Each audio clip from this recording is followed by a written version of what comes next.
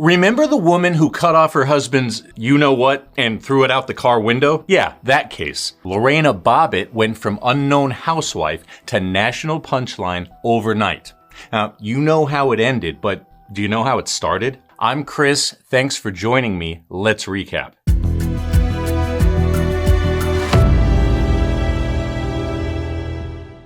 It's just after 3 a.m. on June 23, 1993. Lorena Bobbitt is driving through Manassas, Virginia, one hand on the wheel, the other holding something no one ever expects to be holding. Her husband's severed member. She later says she doesn't even remember picking up the knife, but in just a few minutes, she went from unknown housewife to the most talked about woman in America. Earlier that night, she says her husband, John Wayne Bobbitt, came home drunk, again, climbed into bed, and forced himself on her. It wasn't the first time, she says, but it was going to be the last. She got up to get a glass of water, walked into the kitchen, saw the knives, and something in her just broke. She grabbed an 8-inch carving knife, walked back upstairs, and in one fast motion, she cut it off while he slept.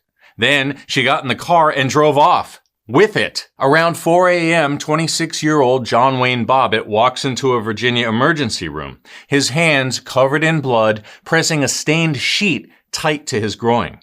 Doctors think maybe he cut his wrist, but when they ask to see the cut, he says calmly, "That's not where I'm hurt." When they lift the sheet, all that's left are his testicles and a red substance where his member should have been.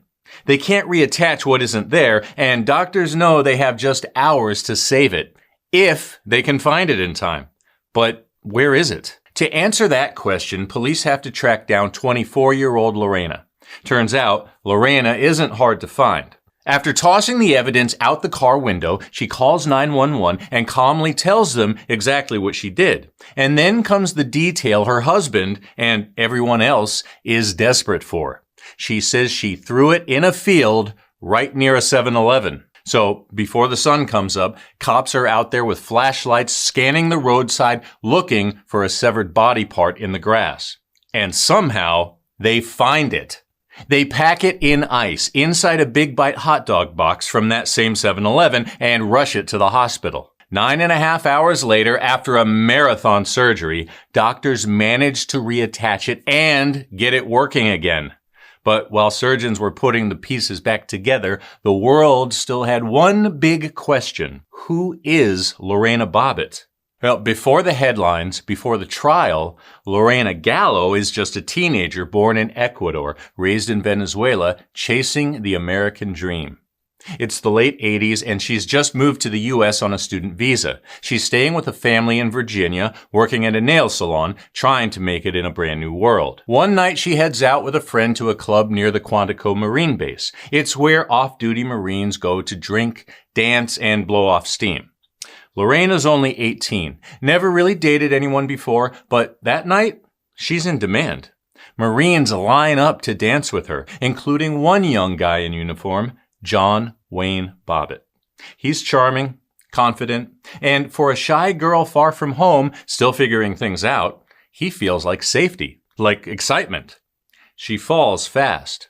And John, his story starts in Niagara Falls, New York.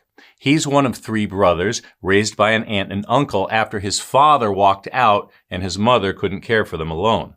He struggled in school, diagnosed with a learning disability, but worked hard to get out of special ed and into regular classes. After graduation, he enlisted in the Marines. By 1989, they're married. She's 20, he's 22. From the outside, they look like a picture-perfect couple. But behind closed doors, Lorena says the abuse starts almost immediately, and it never really stopped. Until that night. With the world watching, it's not just Lorena on trial, it's their entire relationship under a microscope. 2 people, 2 stories, and 2 courtroom dramas, one for John and one for Lorena. The first to face a jury, John Wayne Bobbitt. He's charged with marital sexual assault, a charge that was rarely used in Virginia at the time.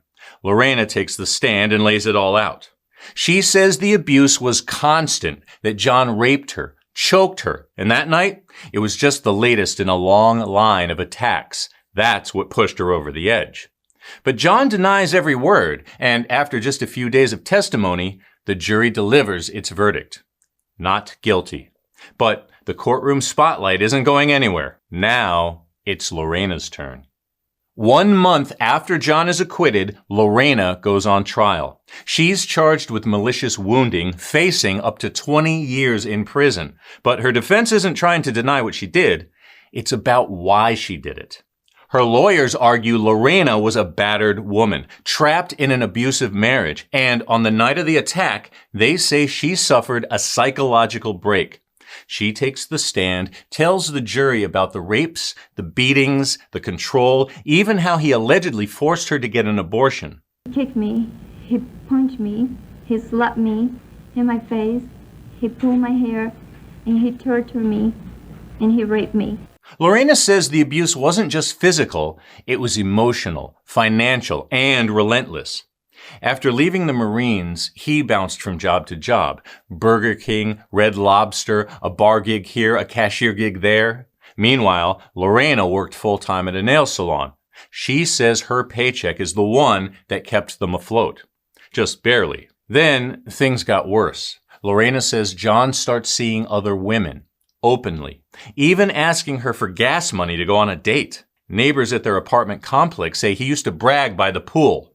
My wife's married, but I'm not. Co-workers tell Vanity Fair they didn't even know he had a wife because John was always trying to hook up. It got so bad, Lorena says she went to the police to file a restraining order, but the wait was too long, so she left, planning to come back later that week. Just a day or two later, she cut it off. After 8 days in court and wall-to-wall media coverage, the jury reaches a decision. Not guilty by reason of temporary insanity. Instead of prison, Lorena spends 5 weeks in a psychiatric hospital for evaluation and treatment.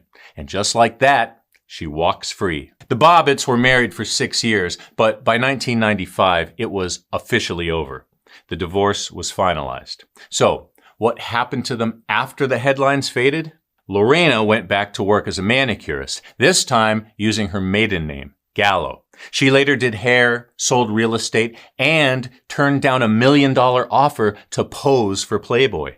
Instead, she went to church, enrolled in community college, and that's where she met the man who would become her second husband. They started as friends. Slowly, it turned romantic. She told the New York Times she never dated anyone else because, as she put it, how do you date when you're that Lorena? They had a daughter, built a quiet life in Virginia. But the most important chapter, Lorena used her infamy to help others by founding the Lorena Gallo Foundation, supporting survivors of domestic violence. Now, while Lorena rebuilt her life in Virginia, John Wayne Bobbitt took a very different path. Fresh off surgery, he cashed in on his infamy, starring in 2 adult films, John Wayne Bobbitt, Uncut, and Frankenpenis. He became a regular on the Howard Stern show, where Howard even paid for him to get a penis enlargement. But the spotlight didn't last. After his short-lived porn career, John started working construction jobs. And while he was acquitted of sexually assaulting Lorena, trouble kept following him. According to the Huffington Post, he was later convicted of domestic violence involving 2 other women. One woman said he tied her to a bed in his Niagara Falls apartment and violated her over several days. He did do a little jail time for that. As of 2024, he's living in Florida, battling serious health issues. He's had all 10 toes amputated after exposure to contaminated water at Camp Lejeune in the early 80s allegedly damaged his nervous system. Despite everything, John still insists he never abused Lorena. He claims she was jealous and attacked him after he told her he wanted a divorce. What do you believe? Was Lorena a battered wife pushed too far, or a woman who took things into her own hands, literally? Let's talk about it in the comments, and if you like getting all the crime in half the time, remember to give this a like and subscribe so you never miss a recap. Until next time, take care.